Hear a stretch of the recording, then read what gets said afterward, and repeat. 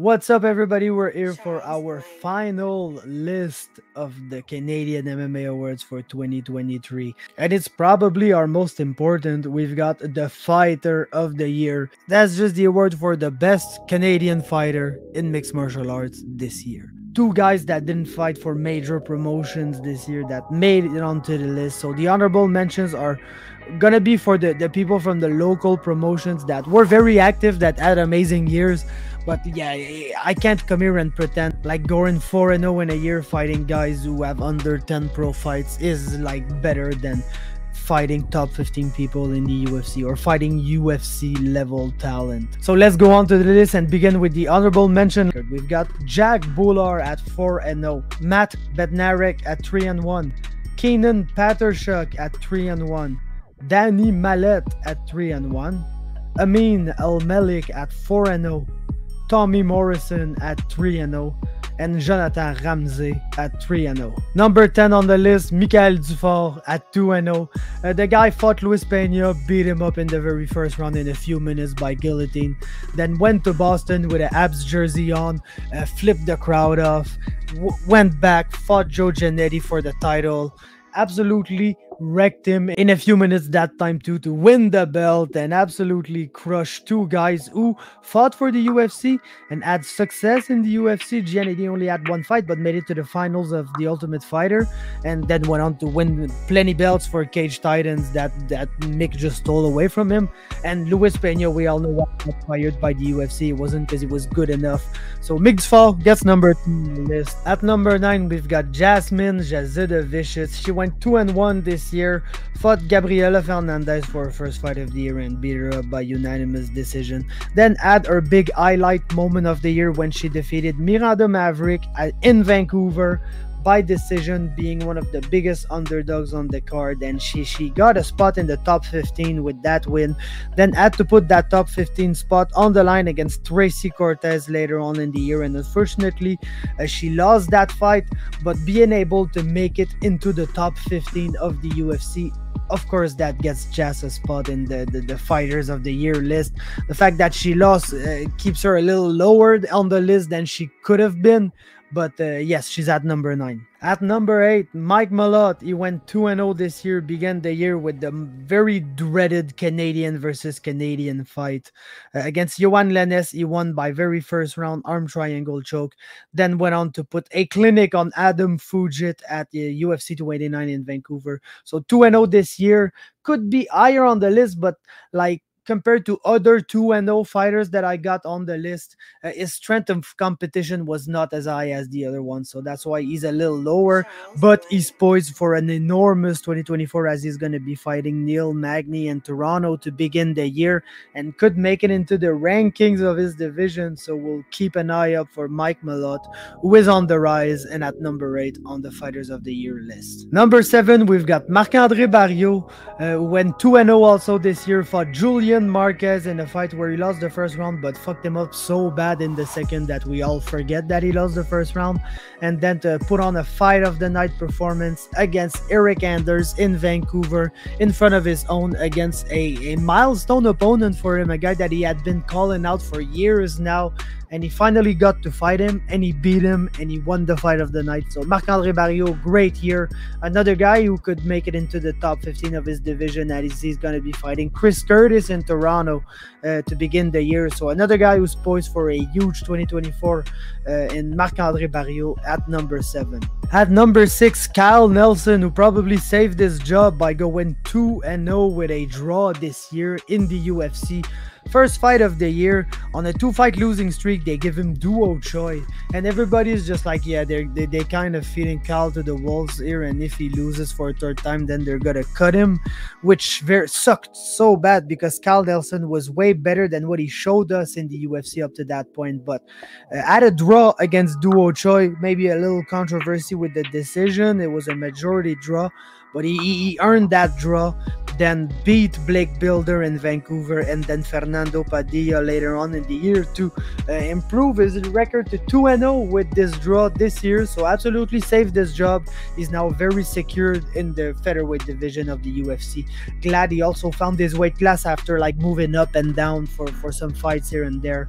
Now he's at home in the UFC at 145, and he's at our number 6 on the list. Let's stay at 145 because at number 5 we've got Charles Jourdain, who keeps evolving every year, but this year was really a turning point in his career, I believe, because he showed some very mature performance after losing back-to-back to Burgos and Wood. Jourdain had a very dangerous first opponent at Crown Gracie, and he kept calm all the way and never did anything dumb, was super strategic in that fight and was able to win handily the decision, and then fought Ricardo Ramos, a very dangerous fighter and BJJ black belt, and he guillotined him in the very first round.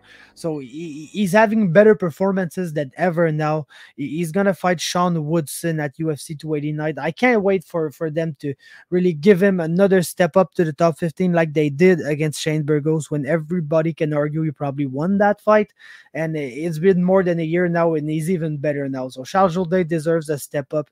He's at number 5 on the list. At number 4 is going to be very tough not to include Jesse Ronson, the body snatcher himself, as he's one of the two, along with his ex-opponent Michael Dufort, who are not fighting for major promotions, but absolutely make it onto the list because of the strength of competition they're fighting. Jesse began his year by winning the Samurai belt against Robert Serrais, who was on an absolute roll.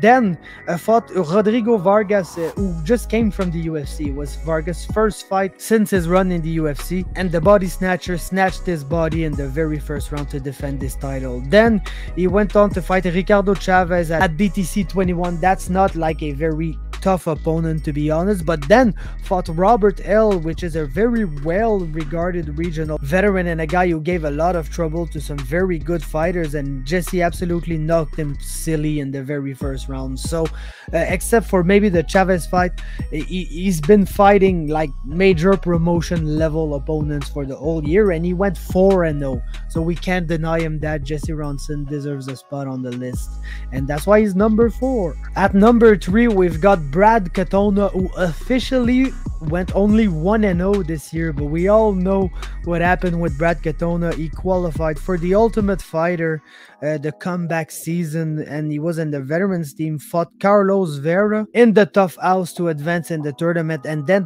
had to fight Timur Valiev, who was probably like a top 15 level opponent, which we saw in the UFC as he beat Raoni Barcelos and people like that. And Katona had to fight that guy in the tough house without his coaches, won the split decision, went on to the final against Cody Gibson, and gave us an absolute classic, one of the best tough final fights of all time, and won the whole damn thing for the second time of his career. He absolutely needs to be in the top 3 of the list, and that's why he's at number 3. At number 2, it's Loopy Godinez. Her first fight of the year was against Cynthia Calvillo. She tried to bounce back from a loss late in 2022 against Angela Hill, and she won that fight by split decision. Wasn't a very easy fight. The decision really could have went either way in that one, but she was able to win it.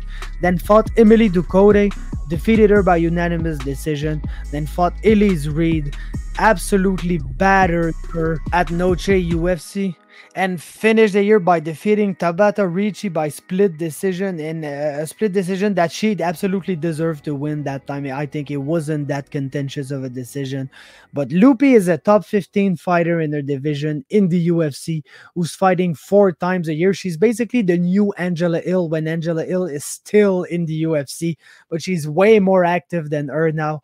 4-0 in the UFC, in the top 15, defending and improving her ranking spot, fight in and fight out. So she deserves to get number 2 on the list. But at number 1, it is back-to-back Tabarnak, the Canadian gangster himself, Olivier Aubin-Mercier. He just did it again, 4-0 in the PFL. He began his year beating Shane Burgos because of course the PFL was gonna book him against Shane Burgos in his very first fight.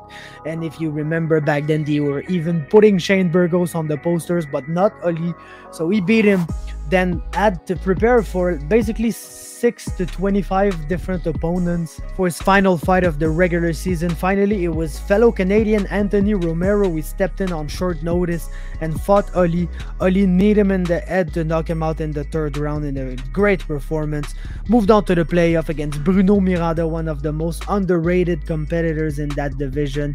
He defeated Bruno Miranda by finish in the second round after having a sketchy first round. I won't say tough, but sketchy.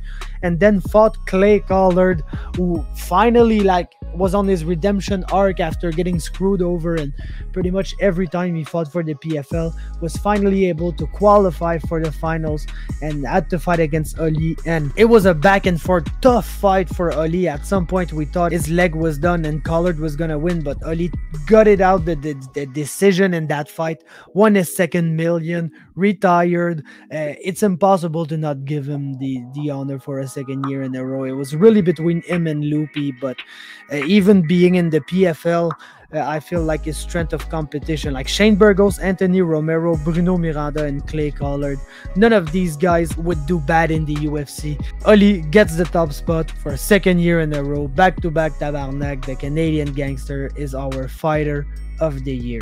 That concludes our year-end list for 2023. Thanks everybody for watching, for following through.